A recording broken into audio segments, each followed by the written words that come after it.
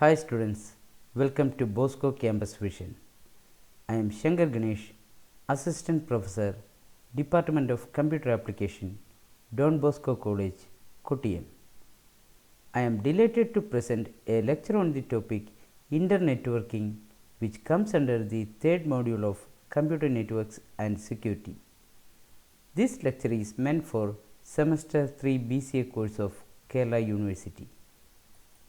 In this lecture, we are going to discuss process-to-process delivery.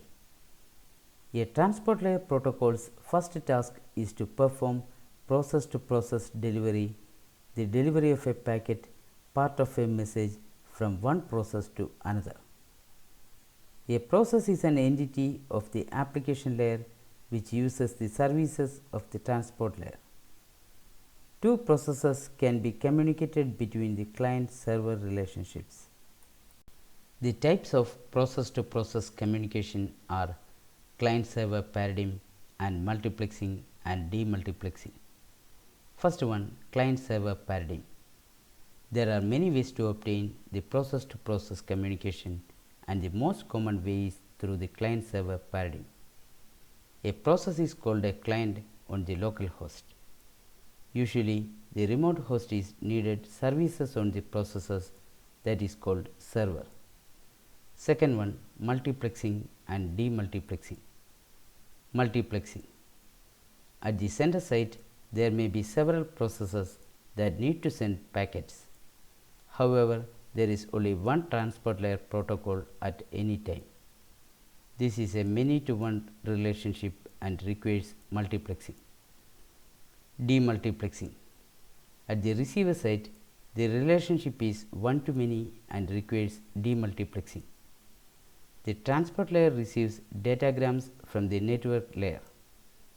After error checking and dropping of the header, the transport layer delivers each message to the appropriate process based on the port number.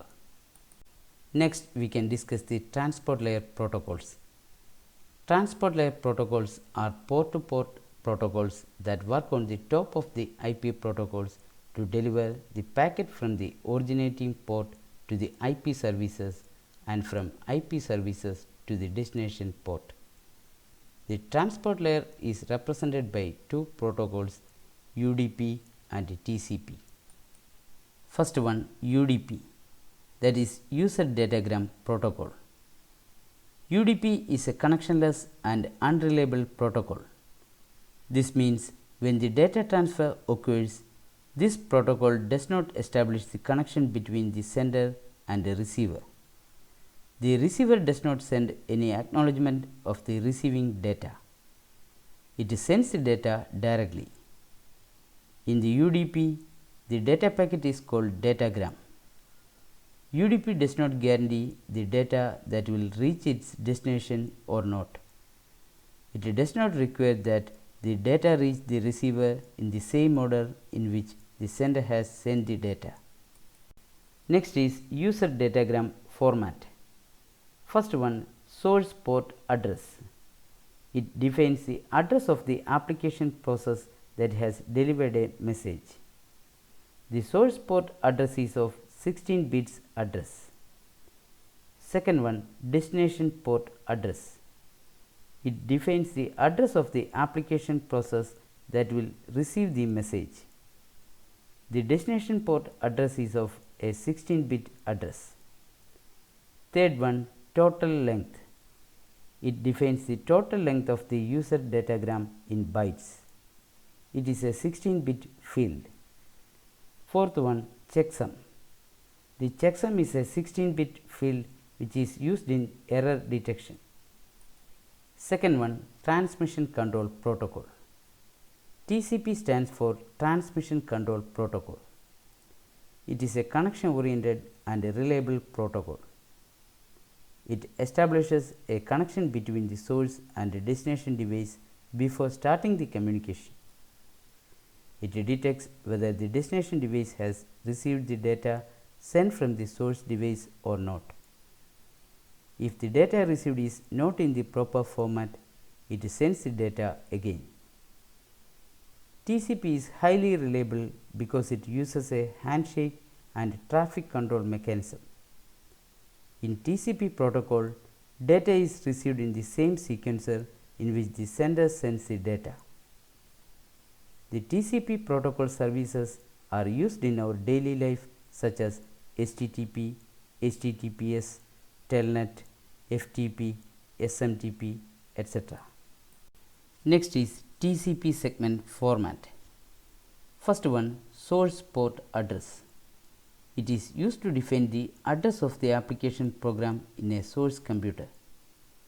It is a 16-bit field. Second one, destination port address. It is used to define the address of the application program in a destination computer. It is a 16-bit field. Third one, sequence number. A stream of data is divided into 2 or more TCP segments. The 32-bit sequence number field represents the position of the data in an original data stream. Fourth one, acknowledgement number.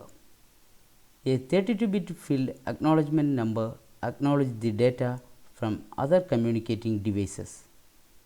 If acknowledgement field is set to 1, then it specifies the sequence number that the receiver is expecting to receive. Fifth one, header length.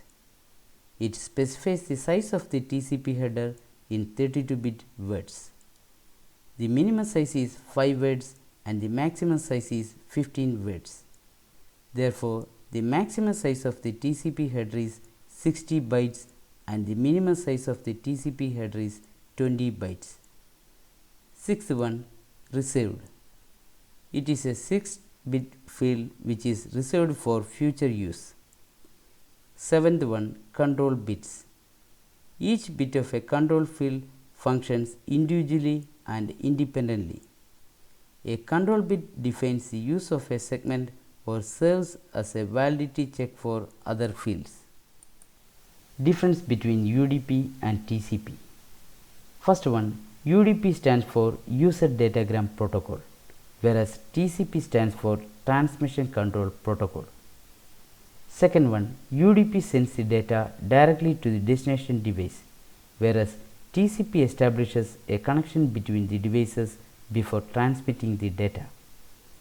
Third one, UDP is a connectionless protocol, whereas TCP is a connection-oriented protocol.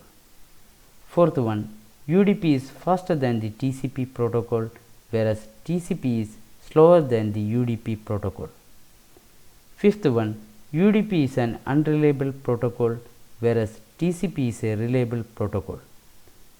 Sixth one, UDP has not a sequence number of each byte, whereas TCP has a sequence number of each byte.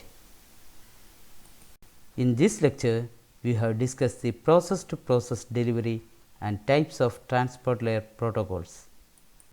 Hope all of you have understood the lecture. Thank you.